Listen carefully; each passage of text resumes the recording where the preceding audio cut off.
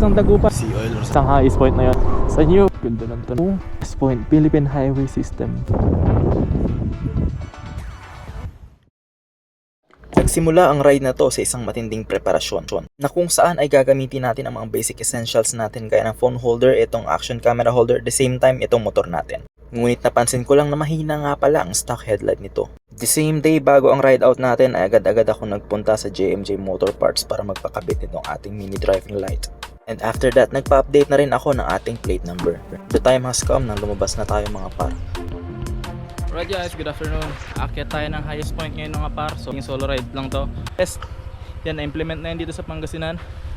And added layer of raincoat. The same time reflectorize na rin yung natin, Alpine Stars. Kitang kita tayo sa gabi. Kaya solid, kitang kita. Lang yung biyahe na to, gagawin kong mag-isa. The same time gagawin kong safe. Kita-kits sa daan mga par.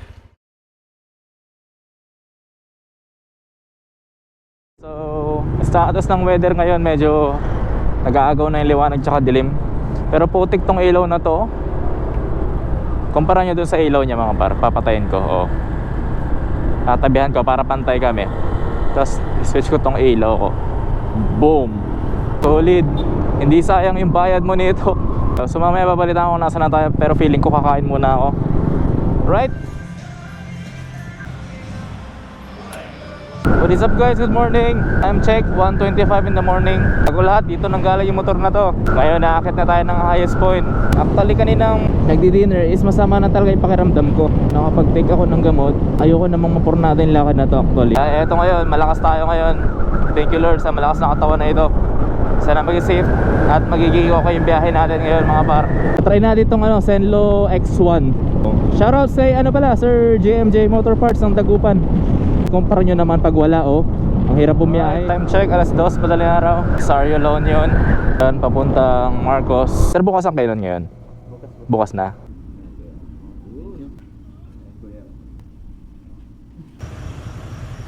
Stopover lang guys sa Sea Oil or Sario La Union. Tubig lang pang pabasa ng bunganga para di tayo matuyuan. Alpine Stars na may raincoat at the same time ganda ng kasama niyang raincoat. Yellow green. Good morning. I'm all set up. Ready na yung cellphone ko, ready na yung 360 ko. Pag freshen up na ako, ready na rin yung motor, nakapag-gas up na. Para akong nag-i-endurance ang wala sa oras Baguio via Quezon. What is up guys? Hello! Madilim! Thank you dito sa Zenlo. And provided by JMJ Motor Parts. Pero hindi ito sponsored. Benguet Province. Last time na nagpunta tayo dito is yung naka-raider tayo. Pero hanggang doon lang naman tayo sa may Lion's Head. Kaya mamaya mga paris fully hanggang doon tayo sa highest point mga par. So mamaya kita kits kapag medyo nakalayo-layo na tayo. Update ko kayo mga par sa biyahe mamaya. Ito na, tulay na agad Parang feeling ko mabilis lang biyahe dito Gabo, lubak. Medyo lumalamig na yung hangin. Kanya lang talaga hindi ako makita. Hindi ako makita sa ating front camera. May daan na ay putik na yan. Woo! Tubig yun Quezon Road at 2:30 AM challenge. So nagugulat-gulat lang ako mayroong mga waterfall sa daan. Kaya kanina ay putik. Tingnan buhangin Try kaya natin ng walang auxiliary light. Tingnan nyo ang hirap, napakadilim. Diba? Low, high. Low. Tagos ang dilaw. High. Diba? Ang tulong. Yung walang tao yung CR dito, pero may lalagyanan ng alkansya. So maging honest naman kayo pag i-hit dito. Di ba yung Lion's Head? Thank you Lord. Naging safe tayo pakyat. Tuloy natin to. Tara. Hala, kumounter.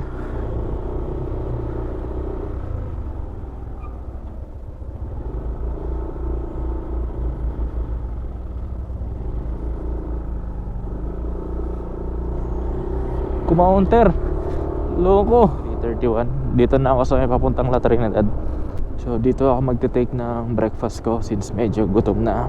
Para medyo may lakas tayo paakyat doon sa highest point na. Dire-diretsuhin na natin to para hindi mawala yung momentum natin. After breakfast, banat ulit tayo. Alright. Kaya muna tayo mabana. Sarap ng biyahe. Solid. Halos solo ko yung daan sa kayo nun. So kaya mo na. Morning mga par. So dito tayo tapat ng Benguet Provincial Capital. Babak na tayo paakyat pero feeling ko magkakarga muna ako. Hindi ko sure ang gasolinahan doon sa taas. Haba-haba pa to. Mula dito sa La Trinidad. Mula Rosario 1.82. Hey karo. Hi sir. Huwag kayo dito akit na walang extra clothing mga par. Kaya natin yung konsumo natin. Kapal no. Buti na lang may ilaw tayo malakas. Senlo X1 lang malakas. So sana hindi tayo ulanin. Enjoy lang muna natin tong back na to. Music lang muna. Emote while driving. Alright. Full tank. Alright. Ano naman? Ah? Mataas pa yan kaya? Nagdagan natin. Nagdagan natin. Sharos muna kay Kuya, thank you. Kahit konti pa lang nababawas. Takot maubusan. Diba? Diba? 21 kilometers to be exact pag makarating ng second highest point. Second highest point lang to, pero titingnan natin kung abot tayo sa yung bagong highest point na sinasabi nila. Pero malaking achievement na sa akin kung makarating man ako dun sa isang highest point na yun. Diba? Para ako nag-i-endurance. Yun ang naaalala ko, para ako nag-i-endurance. Kasi itong best na to mga par, endurance namin doon sa Alaminos. That time naka big bike ako. Ako yung first to arrive. Char. Ako yung unang first to depart. Yan. Pero hindi ako yung unang dumating. Hamog! Tingnan mo tong ilaw na to. Kanina ko pa paulit-ulit ang sinasabi, tagos na tagos talaga sa hamog. Angas boy! Magmotor ka naman. Ganda. First time ko dito mga para. First time ko at the same time solo ride pa. Bakit ko naisipan mag long ride? Sabi ko malapit lang naman yan eh. Benefit ba kung kapag sanay ka sa pagmamotor?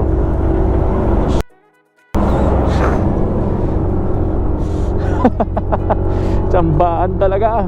Yun, punta ako dito mag-isa mga par. Ayan, natuloy. So for sure babalikan ko to. Lamig eh, sarap. Tulid par. Ganda. Sana ako masay. Starstruck akes. Time check 5:42. Hindi naman was-was pero sakto lang natakbuhan.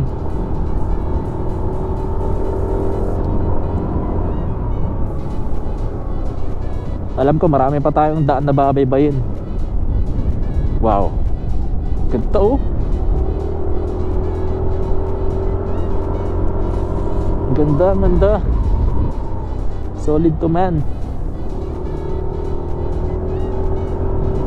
9.9 kilometers pa papunta doon. May poles. Ganda oh. Maganda. Solid. Landslide oh. Wow. Ganda. Nakakatuwa. Biglang kumalas. Dali. Habang wala pang dumadaan. Hindi sana basag. Yes. Thank you Lord. Hindi basag. Putik na yan. Inabahan pa nga ako. Alright mga par. 300 meters. Nasa second highest point na tayo. Ginaw. Destination is on the right. Ito na yun. Wow, ito na yun mga par. Thank you Lord. This point, Philippine Highway System. Elevation 7,400 feet. Right guys, nakikita nyo ba yan? Ayan o. Highest point, Philippine Highway System. Wow, I made it. Ayan o. Asa likod ko lang mga par. Ayan na. Nakatuwa. Pahinga muna tayo dun sa Gedli. Wow, solid ma men. Siyempre dikit tayo sticker. Wow. the view. The view is so gray. Right guys, what is up?